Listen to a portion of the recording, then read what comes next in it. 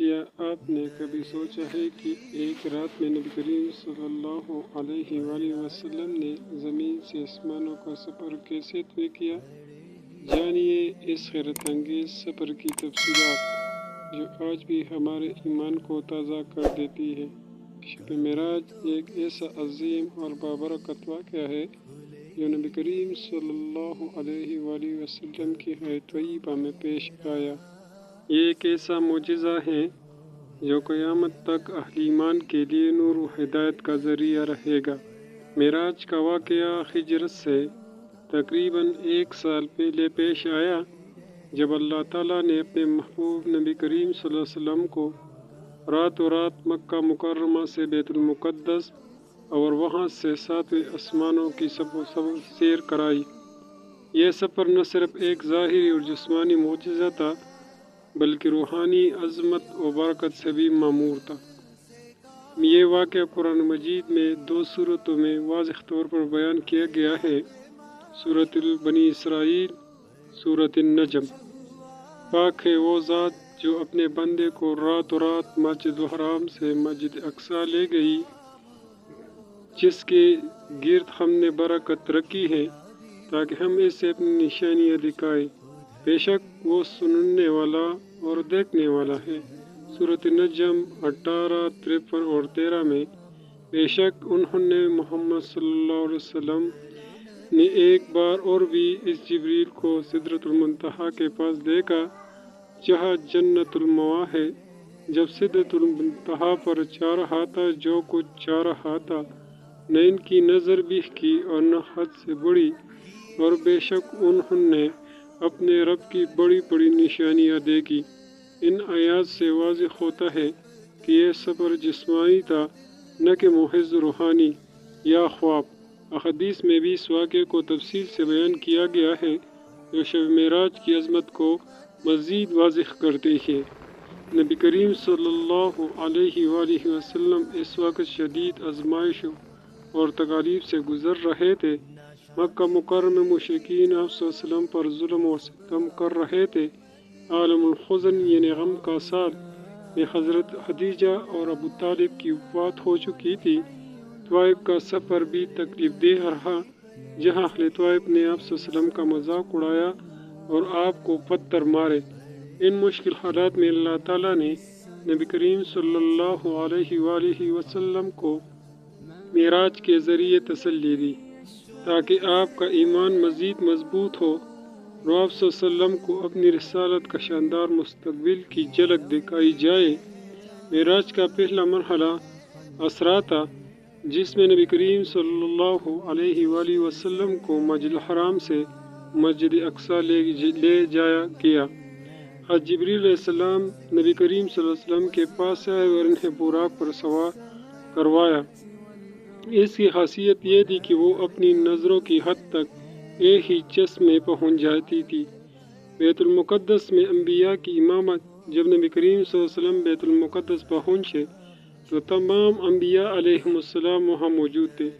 نبی کریم صلی اللہ علیہ وسلم نے ان کی امامت فرمائی، جس سے یہ ثابت ہوا کہ آپ صلی اللہ علیہ وآلہ وسلم یقیناً آپ صلی اللہ علیہ وسلم تمام انبیاء کے سردار ہیں۔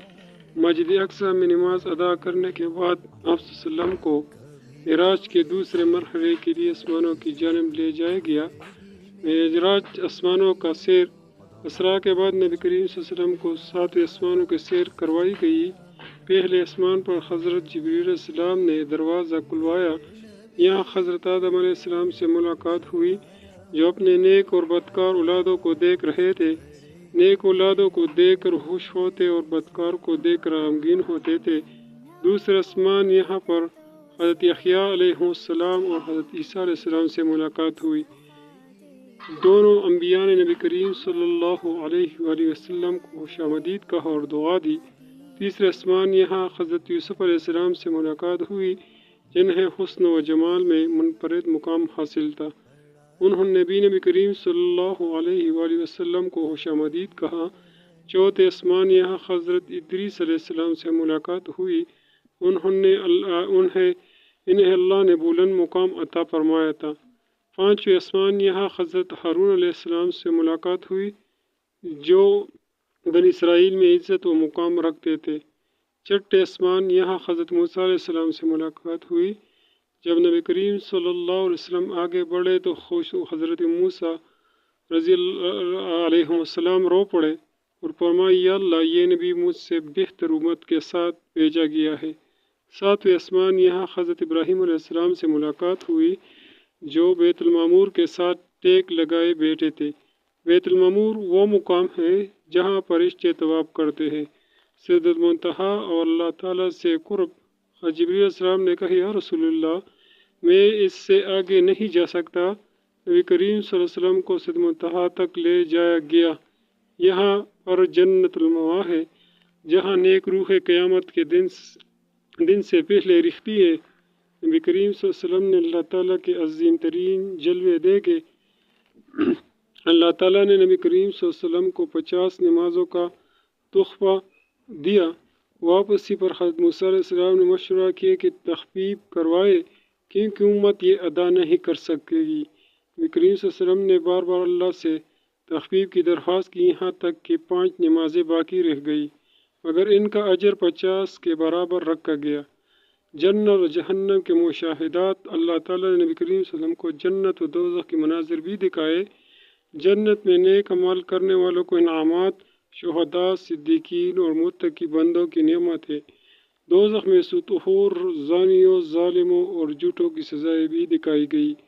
واپسی اور قریش کا رد عمل۔ جب نبی کریم صلی اللہ علیہ وسلم صبح واپس آئے تو قریش کو واقعہ سنایا تو انہوں نے مذاق اڑایا۔ کچھ لوگ کا ایمان متزلزل ہوا مگر حضرت ابوبکر صدیق رضی اللہ عنہ نے فوراً تصدیق کی، جس پر انہیں صدیق کا لقب ملا۔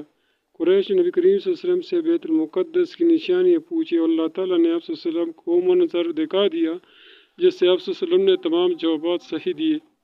معراج کا پیغام۔ نماز معراج کا تحفہ ہے۔